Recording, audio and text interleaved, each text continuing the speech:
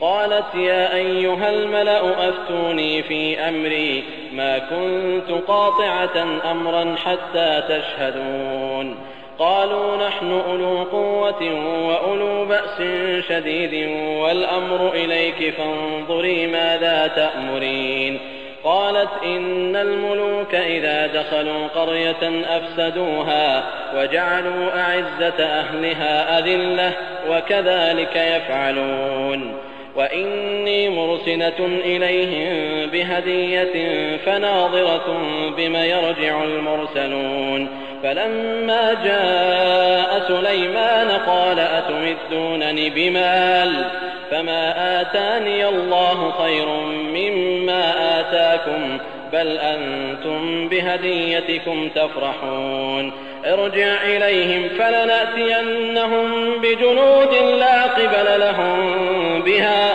ولنخرجنهم منها أذلة وهم صاغرون قال يا أيها الملأ أيكم يأتيني بعرشها قبل أن يأتوني مسلمين قال عفريت من الجن أنا آتيك به قبل أن تقوم من مقامك وإني عليه لقوي أمين قال الذي عنده علم من الكتاب أنا آتيك به قبل أن يرتد إليك طرفك فلما رآه مستقرا عنده قال هذا من فضل ربي ليبلوني أأشكر أم أكفر ومن شكر فإنما يشكر لنفسه ومن كفر فإن ربي غني كريم قال نكروا لها عرشها ننظر أتهتدي أم تكون من الذين لا يهتدون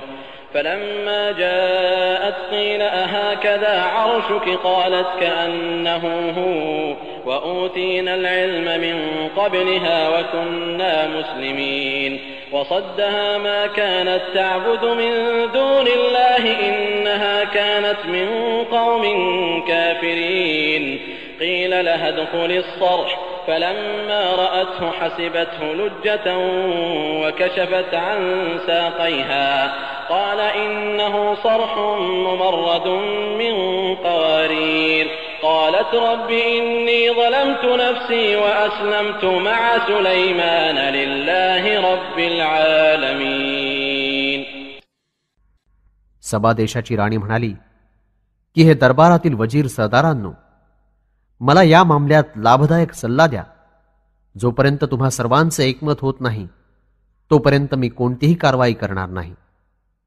दरबारातले वजीर आणि फौजी अधिकारी म्हणाले की आम्ही अतिशय अनुभवी, शक्तिशाली आणि भरपूर साधन सामुग्री राखणारे, सक्त लढाई करणारे लोक आहोत. तेव्हा आदेश द्यायचं काम आपलं आहे. स्वतःच हा फैसला सांगा की कशा प्रकारचा आदेश तुम्ही देऊ इच्छिता.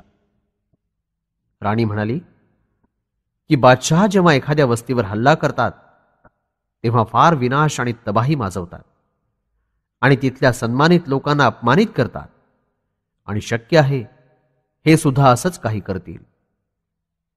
आता मी असं करते की त्यांच्याकडे अनेक भेट नजराणे देऊन आपला दूत पाठवते. जेव्हा आमचे प्रतिनिधी त्यांच्या स्थितीची डोळ्यांनी पाहिलेली खबर घेऊन येतील तेव्हा आम्ही ठरवू की आता आम्ही काय केलं पाहिजे. जेव्हा नजराणे घेऊन हे शिष्टमंडळ काफिला हजरत सुलेमान जवळ पोचला तेव्हा दूताला हजरत सुलेमाननं फरमावलं की काय तुम्ही धनदौलत देऊन मला खुश करू इच्छिता?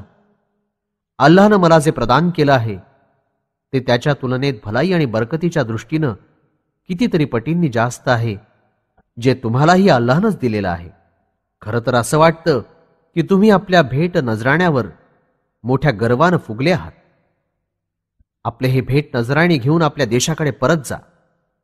आता आम्ही त्यांच्यावर आक्रमण करण्यासाठी असं भव्य लष्कर पाठवू ज्याचा मुकाबला हे लोक करू शकणार नाहीत आणि त्या देशातून त्यांची हकालपट्टी करून, अपमानित करून त्यांचा शाही थाटमाट नाहीसा करून टाकू. सुलेमान यांनी आपल्या दरबारातील अधिकाऱ्यांना फरमावलं की तुमच्यापैकी असा कोण आहे जो सबा देशाच्या राणीचं आसन माझ्यासमोर आणून हजर करेल यापूर्वी की ती माझ्याजवळ आज्ञाधारक बनून यावी. जिन्नांपैकी एक शक्तिशाली जिन्न म्हणाला की परवानगी असेल तर तुम्ही या दरबाराची बैठक आटोपून उठण्यापूर्वीच मी सबाच्या राणीचं तख्त आपल्यासमोर आणून हजर करू शकतो. मी अशा कामाचं सामर्थ्य राखतो आणि मी अमानतदार प्रामाणिकही आहे. तेवढ्यात दुसरा एक मनुष्य, ज्याच्याजवळ अल्लाहच्या ग्रंथाचं ज्ञान होतं, त्यानं सांगितलं की मी सबा देशाच्या राणीचं राजसिंहासन तुमच्या डोळ्यांची पापणी लावण्यापूर्वीच हजर करतो. आणि हजरत सुलेमान यांची पापणी लावताच त्यांनी पाहिलं की तख्त त्यांच्यासमोर हजर आहे. त्वरित ते म्हणाले, ही माझ्या पालनकर्त्याची फार मोठी कृपा आहे की त्यानं मला हे स्थान प्रदान करून कसोटीत टाकलं की आता मी आभार मानतो किंवा आभार न मानण्याचे मार्ग धरतो. आणि जो कोणी अल्लाहचे आभार मानेल तर त्याचा स्वतःचा त्यात फायदा आहे. मग राहिला तो जो नाशुक्री म्हणजे आभार न मानण्याचा मार्ग धरेल, तर माझ्या पालनकर्त्याला त्याची काय पर्वा आहे. तो तर गनी म्हणजे गरजवान नसलेला आणि करीम म्हणजे कृपावानही आहे. सुलेमाननं आदेश दिला की सबाच्या महाराणीच्या तख्ताचं स्वरूप बदलून नकळत तिच्या येण्याच्या मार्गात ठेवा. आम्ही हे बघू इच्छितो की तिची सूझबूझ समजदारी उच्च दर्जाची आहे अथवा ती देखील त्या लोकांसारखी आहे ज्यांना अक्कल हुशारीचा मार्ग लाभला नाही. जेव्हा सबा देशाची राणी सुलेमानच्या दरबारात हजर झाली तेव्हा तिला विचारलं गेलं की काय तुमचं तख्तही असंच आहे. ती म्हणाली, होय, असं वाटतं की जणू तेच आहे. आम्हाला सुरुवातीपासून तुमच्या इमान विषयक स्थानाचं ज्ञान प्राप्त झालं होतं आणि मुस्लिम होऊन तुमच्या दरबारात आम्ही हजर झालो आहोत.